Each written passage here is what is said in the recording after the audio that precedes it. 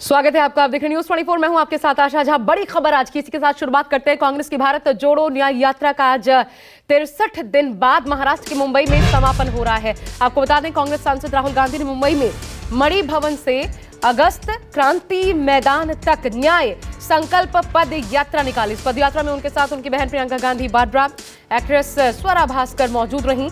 न्याय यात्रा के समापन को लेकर शिवाजी पार्क में एक रैली भी आयोजित की गई है। इसमें राहुल गांधी के अलावा तमिलनाडु के मुख्यमंत्री एमके स्टालिन, आरजेडी नेता तेजस्वी यादव, समाजवादी पार्टी प्रमुख अखिलेश यादव शामिल होंगे।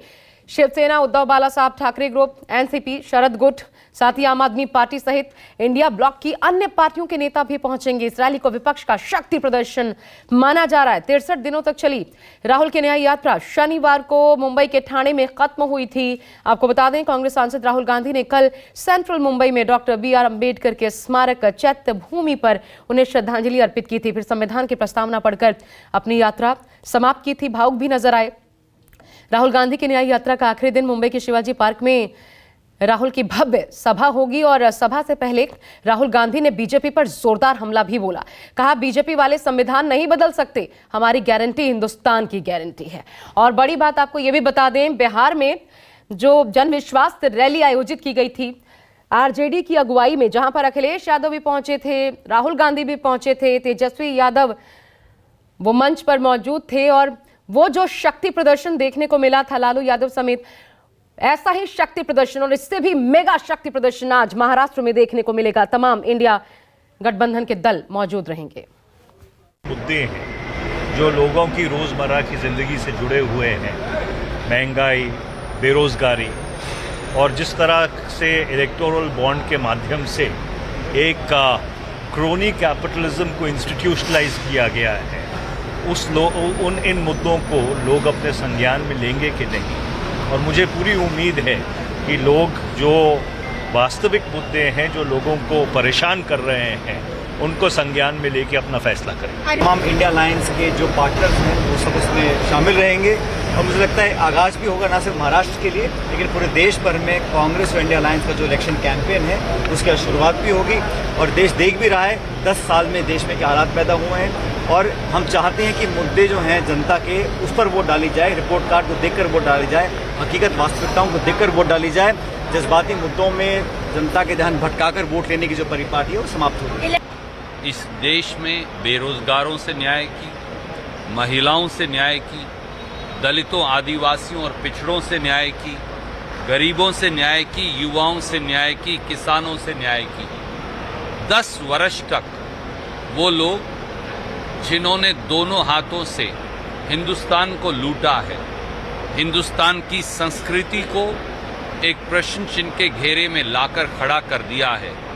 मोदी सरकार का कार्यकाल देश के 75 साल के इतिहास में जाना जाएगा अन्याय और अत्याचार के लिए। और चलिए आपको सीधा लिए चलते हैं। इंद्रजीत सिंह मेरे साथ, हमारे संवाददाता इस वक्त जुड़ रहे हैं इस पर और ज्यादा अपडेट्स के साथ जानकारी लेकर। इंद्रजीत, एक तो चुनाव घोषित होने के बाद ये पहली बड़ी रैली इंडिया गठबंधन की जो देखने को मिल रही है, और याद भी दिलाती है बिहार में जो जन विश्वास रैली हुई थी, वहां भी तेजस्वी, अखिलेश, राहुल गांधी, और यहां तो और ज्यादा बड़ा शक्ति प्रदर्शन है क्योंकि महाराष्ट्र में महाविकास आघाड़ी की तमाम पार्टियां भी, इसके अलावा आम आदमी पार्टी की भी चर्चा है। कौन कौन पहुंच रहा है, जरा एक बार फिर कंफर्म कीजिए, और जो तस्वीरें इस वक्त आप हमें दिखा पाए वहां से।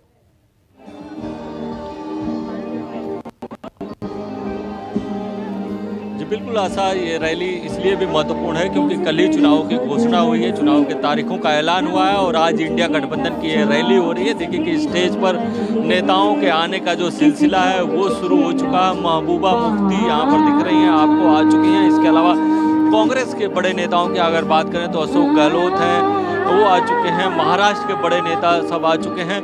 आधे घंटे का वक्त है, जो कांग्रेस के लीडर बता रहे हैं कि आधे घंटे में जो इंडिया गठबंधन के दूसरी पार्टियों के नेता हैं वो भी आने शुरू हो जाएंगे। अगर स्थानीय नेताओं की बात करें तो शिवसेना की तरफ से यहाँ पर आपको प्रियंका चतुर्वेदी दिख जाएंगी। इसके अलावा सचिन अहिर हैं, दूसरे नेता हैं, लेकिन अब उद्धव ठाकरे और आदित्य ठाकरे थोड़ी देर में आने वाले हैं। उनकी तरफ से कंफर्मेशन जरूर आया है।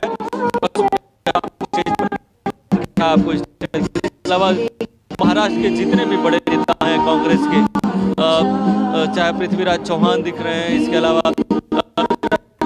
बगल में ही आपको देखिए कि तुषार गांधी दिख रहे हैं। तो स्टेज पर नेताओं का जमावड़ा लगना शुरू हो जाता है। तो आगे पूरी तरह से इंडिया गठबंधन के नेताओं के लिए रिजर्व की गई। देखिए कि स्टेज पर जो आगे की पंक्ति है खाली है और एक तरह से ठीक है इंद्रजीत, शक्ति प्रदर्शन तो हो जाएगा, लेकिन एक दूसरी बड़ी चीज बताइए, अभी तक महाविकास अघाड़ी में कब सीटों का फॉर्मूला आखिरकार तय होकर के औपचारिक रूप पर ऐलान हो जाएगा?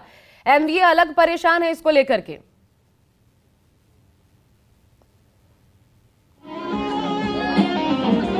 जी बिल्कुल, जो अभी तक जो जानकारी आ रही है उसके मुताबिक महाविकास अघाड़ी में कल सीट बंटवारे को लेकर अंतिम निर्णय हो सकता है, कल अनाउंसमेंट हो सकता है। जो सबसे बड़ी पेंच सीट बंटवारे में महाराष्ट्र में फंस रही थी वो प्रकाश अम्बेडकर की वंचित बहुजन अघाड़ी है, वहां से फंस रही थी क्योंकि प्रकाश अम्बेडकर की वंचित बहुजन अघाड़ी दो तरफ से महाविकास अघाड़ी में बात नहीं बन पा रही थी। एक तो वो हर बार अपनी डिमांड बदल देते हैं, दूसरी बात यह है कि जो अंदर की बातें होती थी महाविकास अघाड़ी में वो बाहर आके कर देते थे।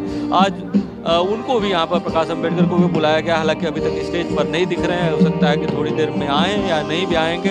अगर आते हैं और अपनी बातें रखते हैं, उनको अपनी बात रखने का मौका दिया जाता है तो क्या कहते हैं इस पर सभी की निगाहें होंगी, क्योंकि कल जो महाविकास अघाड़ी के सीट शेयरिंग पर फैसला आने की उम्मीद है या हो सकता है कि तीनों पार्टियां अनाउंस कर दें, उसमें प्रकाश अम्बेडकर की क्या भूमिका होगी ये कल ही तय हो पाई, क्योंकि अब तीनों पार्टियों ने समझा जाता है कि ठीक है, आप नजर बना के रखिएगा, जैसे ही वहां पर भाषण की शुरुआत होती है सीधा लिए चलेंगे, एक एक तस्वीर आप तक पहुंचाएंगे। फिलहाल शुक्रिया इंद्रजीत, तमाम जानकारियों के लिए एक छोटा सा ब्रेक ले रहे हैं, देखते रहिए न्यूज़ 24।